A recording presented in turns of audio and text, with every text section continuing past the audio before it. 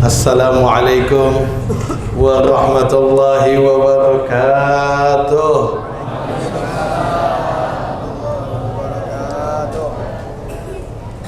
Kalau sudah ada air, tayamum itu tidak perlu. Saya ini hanya debu.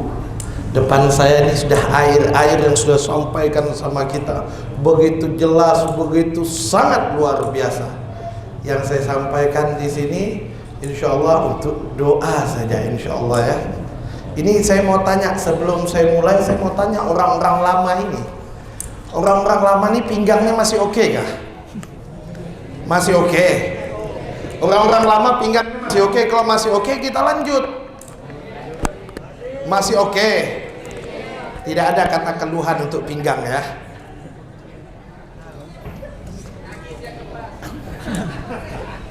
Alhamdulillah, Alhamdulillahirabbil alamin.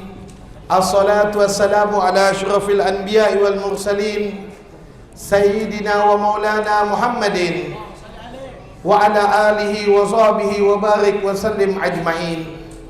Allahumma salli wa sallim wa barik wa karim wa azim wa ala ali sayyidina Muhammadin miftahi babi rahmatillah adada ma fi ilmillah salatan wa salaman daimaini bidawami mulkillah wa ala alihi wa sahbihi ajma'in.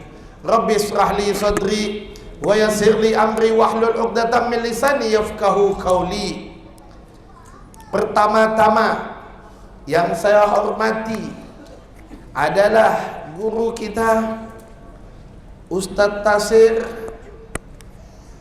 dan yang sama-sama juga yang kita hormati, yang kita muliakan, Ustadz Akhinal Ustadz Asrul. Semoga Allah panjangkan umur mereka dalam keadaan istiqamah dan senantiasa melakukan istiqamah dalam dakwah mereka tanpa ada gangguan sedikit pun.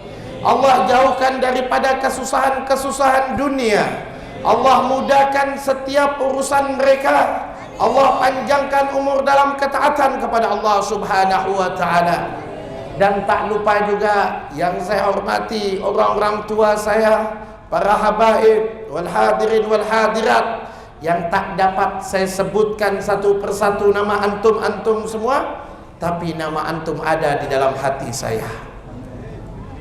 Alhamdulillah, kita bersyukur kepada Allah Subhanahu wa ta'ala. Kita bersyukur kepada Allah Subhanahu wa ta'ala pada malam hari ini. Pada saat ini Allah kumpulkan kita di majlis-majlis yang dimuliakan oleh Allah. Tidak ada perkumpulan yang paling mulia melebihi perkumpulan-perkumpulan yang menceritakan tentang kebesaran Allah. Tidak ada kemuliaan yang paling mulia di muka buminya Allah melainkan majlis-majlis yang menceritakan tentang kebesaran Allah, majlis-majlis yang menceritakan tentang kekasihnya Allah. Alhamdulillah, malam ini kita dikumpulkan di tempat-tempat seperti ini. Sebagaimana Allah memilih kita, kita dipilih oleh Allah. Sebagaimana kata Rasulullah, man yuridullahu bihi khairan yufaqih fid din. Jika Allah menginginkan kebaikan kepada hamba-hambanya, yufaqih fid din, Allah kenalkan dia, Allah jadikan dia menjadi orang-orang yang mengerti tentang hukum-hukum Allah.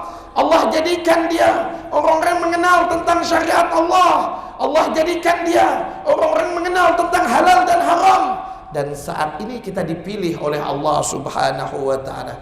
Allah yang memilih kita, Allah yang menggerakkan hati kita, Allah yang menggerakkan langkah kita, sehingga Allah kumpulkan kita di majlis-majlis seperti ini. Ini majlis yang diperintahkan daripada 1400 tahun yang lalu. Nabi sudah perintahkan kita agar kita ini umat yang jangan jauh dari majlis-majlis ilmu, agar kita ini menjadi umat yang jangan sampai kita meninggalkan majlis-majlis yang menceritakan tentang kebesaran Allah. Apa kata Rasulullah SAW? Nabi mengingatkan kepada kita, memberi satu ayat atau sebuah berita tentang ancaman daripada umat-umatnya Nabi Muhammad, yang dimana mereka mengatasnamakan umatnya Nabi Muhammad, akan tetapi mereka jauh dari majlis-majlisnya Nabi Muhammad. Mereka tidak mau duduk di majlis-majlis yang menceritakan tentang kebesaran Allah. Apa kata Nabi Muhammad SAW? Sayati zaman ala ummati hum yafiruna al-ulama wal fuqaha. Nanti akan datang satu zaman, akan datang satu waktu, satu zaman ini akan datang kepada umat-umatku, hum yafirruna al-ulama wal fuqaha.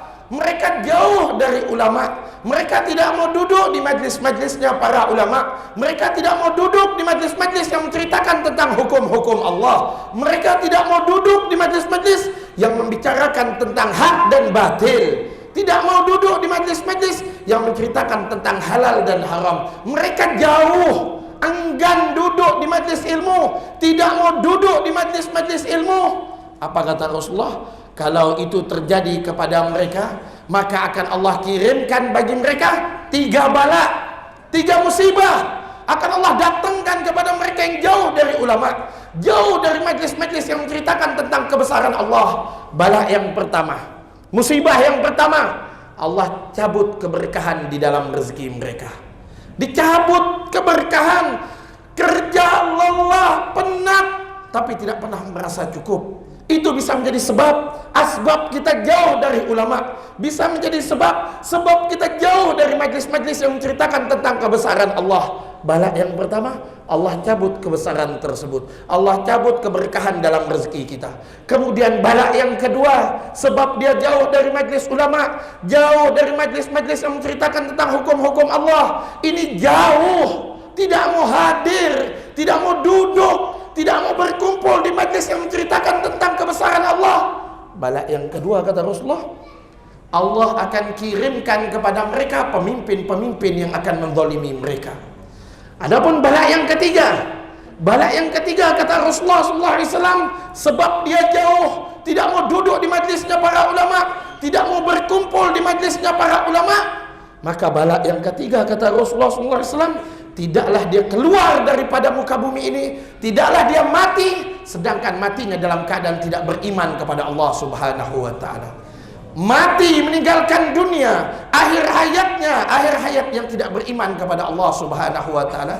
Sebabnya satu, jauh dari majlisnya ulama, tidak mau duduk di majlisnya para ulama, tidak mau duduk di majlis-majlis yang menceritakan tentang kebesaran Allah. Ini sebab jauh, dihukum 3 bala, diberikan 3 musibah dari Allah. Wa kaifah?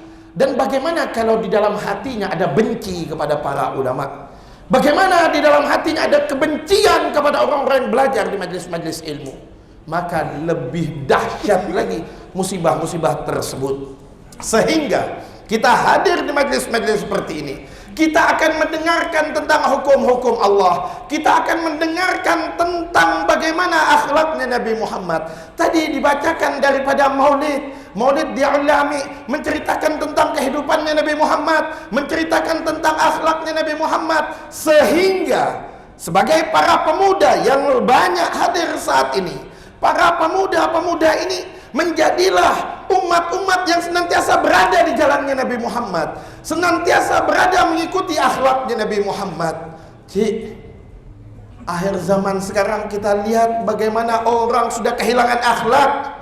Akhir zaman sekarang orang sudah banyak kehilangan adab, sehingga tidak sedikit kita menyaksikan ada di hadapan kita seorang murid, seorang pelajar, dia berani menghantam dia punya guru, dia berani menghinakan dia punya guru, dia berani menjatuhkan perasaan dia punya guru. Ini akhlak sudah hilang. Dan kita lihat lagi banyak pemuda-pemuda kita, anak-anak muda kita yang tidak mengenal akhlaknya Nabi Muhammad, yang tidak mengikuti akhlaknya Nabi Muhammad, jauh dari majlis-majlisnya Nabi Muhammad. Lihat bagaimana akhlak mereka. Bagaimana kita saksikan hari ini di rumah-rumah kita, kita lihat anak-anak kita yang jauh dari majlis, yang jauh dari majlisnya Nabi Muhammad, yang tidak kita didik dengan pendidikannya Nabi Muhammad. Kita lihat anak-anak kita yang tidak mengerti tentang akhlaknya Nabi Muhammad. anak-anak kita durhaka kepada orang tuanya. Banyak kita lihat anak-anak yang berani mengangkatkan suara di hadapan orang tuanya. Banyak kita lihat anak-anak yang menjadikan orang tuanya sebagai budak. Dia jadikan orang tuanya sebagai pembantu. Dia perintah orang tuanya. Ini akhlak telah hilang. Akhlaknya Nabi Muhammad sudah habis. Kemana ini akhlak yang dahulu dibawa oleh Nabi Muhammad Sallallahu Alaihi Wasallam? Sehingga kalau kita masih jauh dari tempat-tempat seperti ini, kita semakin tidak mengenal akhlaknya Nabi Muhammad, semakin tidak mengetahui bagaimana akhlaknya Nabi Muhammad, bagaimana perjuangannya Nabi Muhammad, bagaimana kehidupannya Nabi Muhammad. Kalau kita jauh dari majlis-majlis yang menceritakan tentang kebesaran Allah, sampai-sampai itu yang menjadikan kita tidak ada takut lagi kepada Allah Subhanahu wa Ta'ala. Kita lihat bagaimana akhlak-akhlaknya Nabi Muhammad. Kita lihat Rasul Sallallahu Alaihi Wasallam. Ketika Nabi Sallallahu Alaihi Wasallam, saat itu Nabi Rasulullah Sallallahu Alaihi Wasallam didatangi. Ketika itu Nabi duduk dengan para sahabat. Ketika Nabi duduk dengan para sahabat, saat itu ada orang datang membawa buah ke hadapan Nabi Sallallahu Alaihi Wasallam. Membawa sebuah buah, datang berjalan, datang ke hadapan Rasulullah Sallallahu Alaihi Wasallam. Ketika itu Nabi melihat, ya Rasulullah, aku ada hadiah untukmu wahai Rasulullah. Maka ketika itu dibawa ini hadiah. Ternyata Rasulullah lihat, ternyata itu merupakan buah-buah yang diberikan untuk Rasulullah. Ketika itu Rasulullah tersenyum, gembira menyambut hadiah dari orang memberikan buah tersebut. Maka ketika itu buah dimakan sama Rasulullah SAW. 1 biji, 2 biji, 3 biji dimakan, 4 biji sampai habis itu buah. Bagaimana Rasulullah? Alhamdulillah nikmat, terima kasih kau telah memberikan kepadaku buah. Sahabat-sahabat yang lain bertanya, mereka berbisik, biasanya Rasulullah kalau makan, kata sahabat, kalau makan buah kita ini pasti selalu dibagi. Rasulullah tidak akan makan sendiri, pasti kita makan. Kemudian ketika itu tamu yang memberikan hadiah kepada Nabi Muhammad ingin pulang, pamit untuk keluar, mau pulang. Kemudian ketika itu ada satu sahabat mengatakan, ketika yang memberikan hadiah tersebut pamit pulang, yang ini sahabat mengatakan kepada Rasulullah, ya Rasulullah, biasanya engkau kalau makan buah selalu kau bagi kepada kami wahai Rasulullah, tapi kenapa hari ini kau tidak bagi kepada kami ya Rasulullah? Kemudian apa kata Rasul Sallallahu Alaihi Wasallam? Jawaban yang begitu indah. Apa kata Nabi? Rasul katakan, wahai sahabatku, itu buahnya asam, buahnya tidak enak, asam sama sekali, tidak ada rasa manisnya. Sehingga aku takut kalau nanti aku berikan ini buah sama kamu, sehingga wajah kamu akan berubah, dan nanti kamu akan mengangkatkan suara mengatakan kepada orang yang memberikan hadiah tersebut, ini buah yang kau bagi sama Rasulullah, buah tidak enak. Buah yang kau bagi sama Rasulullah, buah yang sudah asam. Kenapa kau bagi kepada Rasulullah? Tapi lihat, Rasulullah menjaga akhlak yang dibawakan oleh Nabi Muhammad. Rasulullah menjaga perasaan orang tersebut, sehingga Rasulullah takut menyakiti daripada orang yang telah memberikan hadiah daripada orang-orang tersebut. Ini Rasul Sallallahu Alaihi Wasallam. Tidak sampai di situ, kita lihat Rasul Sallallahu Alaihi Wasallam, kita lihat bagaimana akhlaknya Nabi Sallallahu Alaihi Wasallam. Rasulullah dilempari batu, Rasulullah dilempari kayu, bahkan Rasulullah dilempari dengan kotoran-kotoran unta.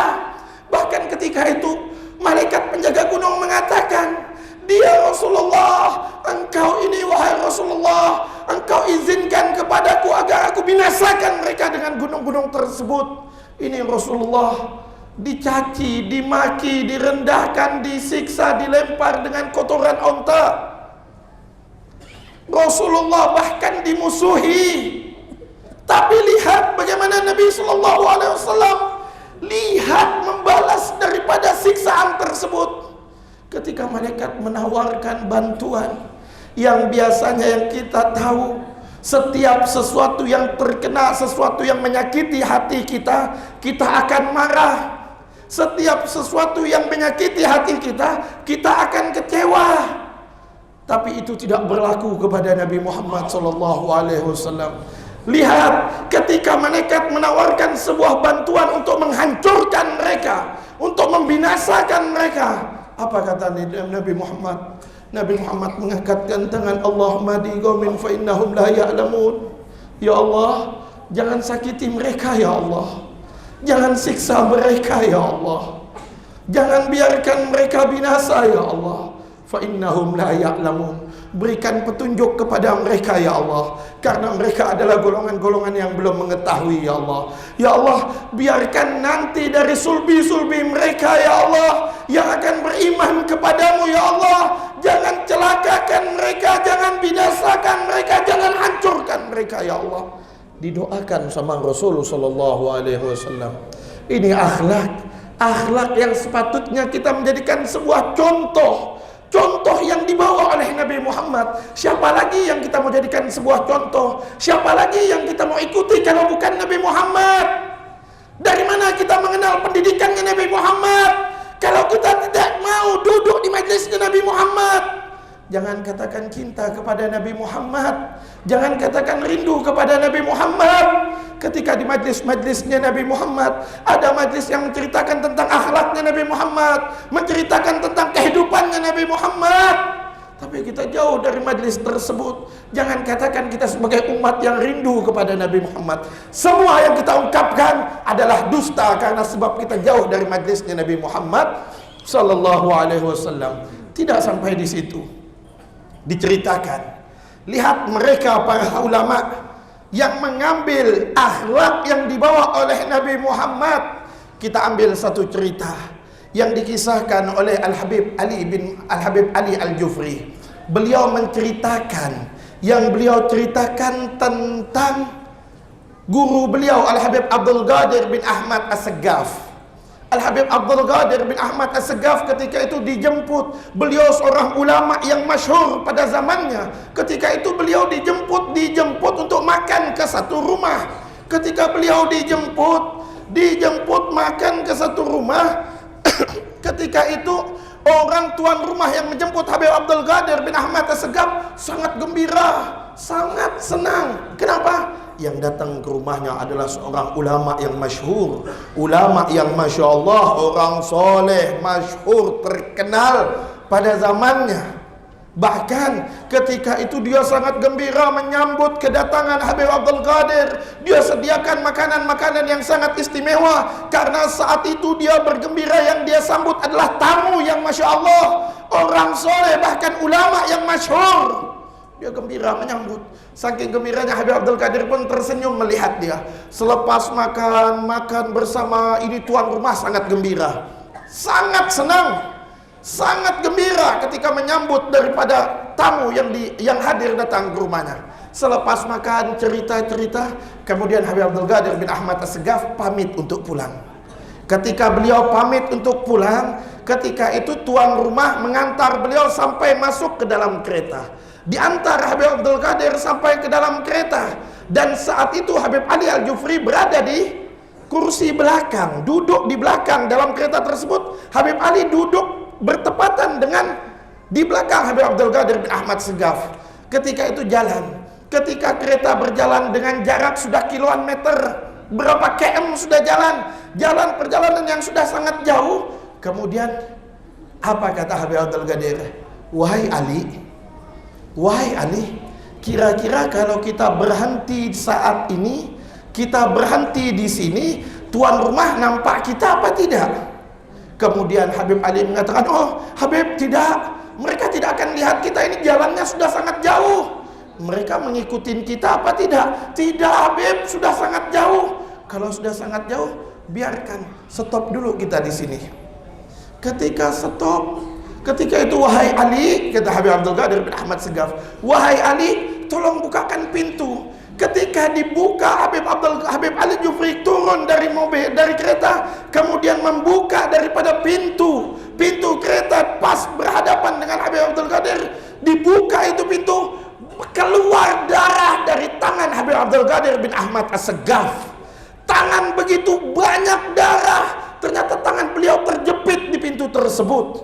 Kemudian Habib Ali mengatakan, wahai Habib, kenapa engkau tidak mengatakan dahulu lebih awal? Kenapa engkau tidak menceritakan lebih awal bahwa tanganmu terjepit pintu? Kemudian beliau mengatakan, Beliau mengatakan, wahai Ali, tadi kita datang ke rumahnya, dia gembira, dia sangat senang, dia sangat bahagia. Aku tidak mau nanti kalau seandainya tanganku terjepit kemudian aku mengadukan di hadapan dia, aku khawatir wajahnya akan berubah menjadi sedih. Aku tidak mau. Biarkan aku yang hancur, biarkan aku yang sakit. Yang penting orang lain tetap bahagia. Lihat akhlaknya Nabi Muhammad SAW. Akhlak yang diajarkan oleh Nabi Muhammad SAW. Kalau dalam kehidupan kita senantiasa hidup dengan akhlaknya Nabi Muhammad, maka rumah tangga kita akan hidup dengan bahagia, kampung kita akan bahagia, daerah tempat tinggal kita akan bahagia. Kenapa? Karena di dalamnya ada Nabi Muhammad SAW.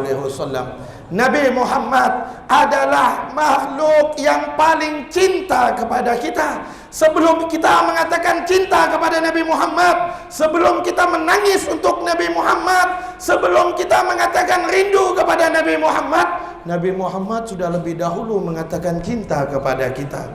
Nabi Muhammad lebih dahulu menangis untuk kita. Nabi Muhammad lebih dahulu merindukan kepada kita. Sehingga ketika itu Nabi Muhammad duduk dengan para sahabat. Ketika itu Nabi bertanya kepada para sahabat, wahai sahabat-sahabatku, tahukah kalian golongan-golongan yang mulia? Kemudian terkejut Nabi dalam keadaan menangis, bertanya dengan pertanyaan sedemikian. Ada apa Nabi bertanya dengan pertanyaan tersebut? Kemudian Nabi mengatakan, aku rindu kepada mereka. Aku merindukan mereka. Siapa yang dirindukan oleh Nabi?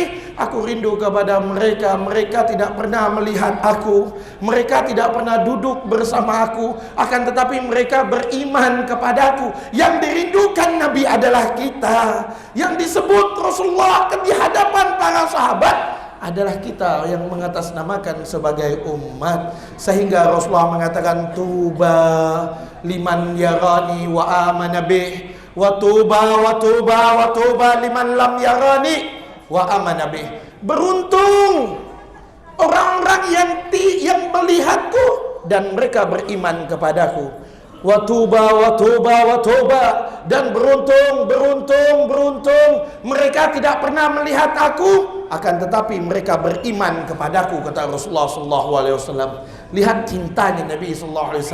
Nabi memperjuangkan dalam keadaan penat, lelah, sakit untuk kita atas nama umat. Bahkan Rasulullah SAW ketika itu sholat berjamaah dengan para sahabat. Ketika Rasulullah sholat berjamaah dengan para sahabat, ketika itu para sahabat berkumpul. Ketika setiap kali dalam gerakan sholat Nabi, para sahabat mendengarkan ada sesuatu yang bergerak dari tubuhnya Nabi Muhammad SAW. Ada sesuatu yang bergerak. Sehingga selepas melaksanakan sholat, sahabat ini datang menjumpai Nabi. Wahai Rasulullah, ada apa dengan engkau wahai Rasulullah? Apakah engkau sehat wahai Rasulullah? Apakah engkau dalam keadaan baik-baik saja wahai Rasulullah?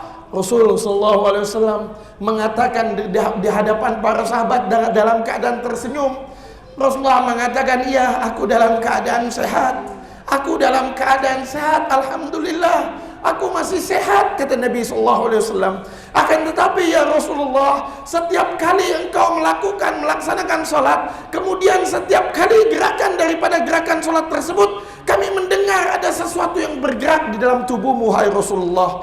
Karena Nabi Muhammad tidak menginginkan sahabat-sahabat ini menjadi khawatir kepada Nabi, sehingga Nabi mengangkatkan jubahnya di hadapan para sahabat.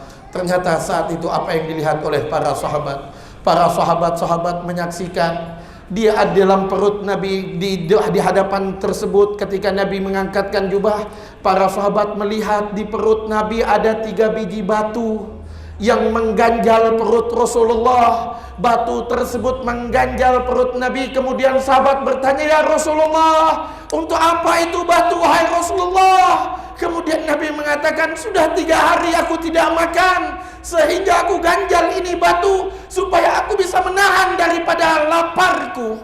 Sehingga para sahabat mengatakan, "Ya Rasulullah, kenapa engkau tidak memberitahukan kepada kami, wahai Rasulullah? Kami rela, wahai Rasulullah, sekalipun kami tidak makan, sekalipun keluarga kami tidak makan, yang penting engkau, wahai Rasulullah." Apa kata Nabi? "Tidak, aku tidak mau. Aku tidak mau kalian merasakan hal seperti itu. Sehingga ini aku jadikan sebuah hadiah dari Allah. Jangan sampai nanti umat-umatku merasakan lapar seperti ini." Lihat, Rasul tidak makan 3 hari. Nabi Muhammad tidak makan selama 3 hari. Perut dalam keadaan lapar, diganjal oleh Nabi menggunakan batu. Hari ini bagaimana dengan rumah-rumah kita? Pernahkah kita tidak makan selama 3 hari? Kita lihat, pernahkah kita tidak menyentuh ada makanan yang masuk ke dalam tubuh kita selama 3 hari? Ini Nabi, orang yang paling dicintai oleh Allah, dan tidak akan pernah ada tidak akan ada perkumpulan ini kalau bukan karena Rasul sallallahu alaihi wasallam. Nabi merasakan lapar. Demi apa? Demi umat. Nabi siap, Nabi berusaha memperjuangkan umat ini, mengajarkan dengan akhlak, membawa dengan kehidupan yang sangat sederhana untuk kita, supaya kita menjadikan Nabi sebagai contoh. Sehingga tidaklah kita keluar daripada majlis-majlis ini, melainkan kita sudah berada membawa daripada akhlak-akhlaknya Nabi Muhammad SAW. Jangan sampai kita keluar daripada majlis-majlis ilmu, majlis-majlis yang menceritakan Nabi Muhammad, kita tidak mendapatkan apa-apa dari sesuatu yang disampaikan. Kita tidak ikut dengan akhlaknya Nabi, kita tidak siap binasa untuk Nabi. Alangkah lihat dahsyatnya, hebatnya Rasulullah, siap lelah penat. Untuk apa? Untuk umat. Lantas bagaimana apa hari ini yang kita sudah perjuangkan kepada Rasulullah? Yang kita mengatasnamakan cinta kepada Nabi Muhammad. Apa yang kita sudah lakukan untuk Nabi Muhammad? Apa yang sudah kita gunakan untuk membahagiakan hati Nabi Muhammad? Apa yang sudah kita lakukan untuk menggembirakan hati Nabi Muhammad? Kita masih jauh dari majlisnya Nabi Muhammad. Kita tidak mengenal akhlaknya Nabi Muhammad. Kita tidak pernah berjuang dengan perjuangannya Nabi Muhammad. Tidak pernah berjuang untuk menyuarakan dakwahnya Nabi Muhammad. Tidak. Bahkan kita ini adalah menjadi umat-umat yang menjadikan umat yang menghancurkan hati Nabi Muhammad. Tahukah kalian, setiap kali kita melakukan dosa, setiap kali kita bermaksiat kepada Allah, setiap kali kita melakukan maksiat kepada Allah, kemudian amalan-amalan ini akan dihadapkan di hadapan Rasulullah. Sebelum berita ini, amalan ini ditampakkan ke hadapan Allah, ini amalan dilaporkan kepada Nabi Muhammad. "Ya Rasulullah, ini fulan bin fulan amalannya begini, fulan bin fulan dia lakukan ini, dia melakukan dosa, buat maksiat, dihadapkan di hadapan Nabi." Sehingga Nabi menangis melihat amalan daripada umat-umatnya. Bahkan disebutkan dalam riwayat, seakan-akan kulit Nabi terkoyak-koyak karena perbuatan umat yang melakukan dosa kepada Allah Subhanahu wa ta'ala. Masihkah kita, pantaskah kita, tegakah kita mengkoyak-koyak menyakiti Nabi Muhammad dengan dosa-dosa kita? Kalau orang-orang dahulu, orang-orang kafir dahulu, mereka menghinakan Nabi Muhammad, melempar wajah Nabi Muhammad menggunakan batu, melempar wajah Nabi Muhammad menggunakan kotoran unta. Hari ini kita yang mengatasnamakan umatnya Nabi Muhammad, hari ini kita melempar wajah Nabi Muhammad dengan maksiat kita. Kita sakiti Nabi Muhammad dengan dosa-dosa kita. Ya Allah, alangkah jauhnya kita mengatasnamakan cinta kepada Nabi Muhammad, tapi kita keluar dari jalannya Nabi Muhammad. Bahkan sebaliknya, kita yang menyakiti Nabi Muhammad SAW. Maka jadikan majlis-majlis seperti ini menjadi sebuah perubahan terbaik untuk kita, perubahan terbaik untuk keluarga kita, perubahan terbaik dalam rumah tangga kita, supaya kita senantiasa mengenal Nabi Muhammad, hidup dalam rumah kita Nabi Muhammad, hidup di dalam rumah kita senantiasa mengenalkan kepada anak-anak kita. Anak-anak kita dikenalkan siapa itu Nabi Muhammad, diajarkan tentang pendidikannya Nabi Muhammad, supaya tahu akhlaknya Nabi Muhammad ini seperti ini. Zaman sekarang orang sudah mulai dijauhkan dari pendidikannya Nabi Muhammad SAW. Tidakkah kita tega melihat anak-anak kita tidak mengenal tentang Nabi Muhammad? Tidakkah kita tega melihat anak-anak kita tidak mengetahui tentang hukum-hukum yang dibawakan oleh Nabi Muhammad? Hari ini kita lihat bagaimana banyak daripada keluarga kita, daripada anak-anak kita, mereka tidak tahu tentang hukum-hukum Allah. Mereka tidak tahu tentang rukun Islam. Mereka tahu bagaimana cara sholat yang benar, bagaimana cara berwudu yang benar, bagaimana cara beribadah yang benar kepada Allah. Mereka tidak tahu. Kenapa? Karena mereka memang tidak dididik dengan pendidikannya Nabi Muhammad. Kita sebagai orang tua, kita punya tanggung jawab besar untuk memperhatikan pendidikan agama untuk anak-anak kita. Kita sebagai orang tua punya tanggung jawab besar untuk memperhatikan pendidikan-pendidikan yang harus kita tanamkan ke dalam hati anak-anak kita. Pendidikan-pendidikannya Nabi Muhammad SAW. Jangan sampai ini anak-anak kita kelak di hadapan Allah akan menuntut di hadapan Allah. Anak adalah sebuah amanat dari Allah. Jangan sampai kita salat, kita puasa, kita ibadah kepada Allah Subhanahu wa taala, jangan sampai nanti kita biarkan anak-anak kita tidak pedulikan. Kita salat, kita puasa, kita baca Al-Quran, kita ibadah. Anak kita biarkan dia melakukan dosa. Anak kita biarkan anak-anak perempuan kita tidur dengan lelaki yang bukan halal baginya. Kita lihat anak-anak kita biarkan keluar rumah dengan membuka daripada aurat mereka. Anak-anak kita biarkan tidak tahu apa-apa tentang Al-Quran. Anak-anak kita tidak mengenal tentang bagaimana Nabi Muhammad. Bahkan kita sama sekali tidak ambil peduli. Maka wallahil azim, demi Allah, kelak itu akan menjadi pertanggungjawaban kita di hadapan Allah Subhanahu wa taala. Maka dari itu, mudah-mudahan perkumpulan-perkumpulan seperti ini menjadi saksi di hadapan Allah Subhanahu wa taala. Perkumpulan-perkumpulan seperti ini mudah-mudahan senantiasa kita mendapat maghfirah dari Allah, mendapatkan nafrah dari Allah dengan pandangan-pandangan kasih sayang dari Allah Subhanahu wa taala. Mudah-mudahan kita minta pada malam hari ini di majlis yang mulia ini, tidaklah kita keluar daripada majlis-majlis ini melainkan dosa-dosa kita telah diampunkan oleh Allah Subhanahu wa taala.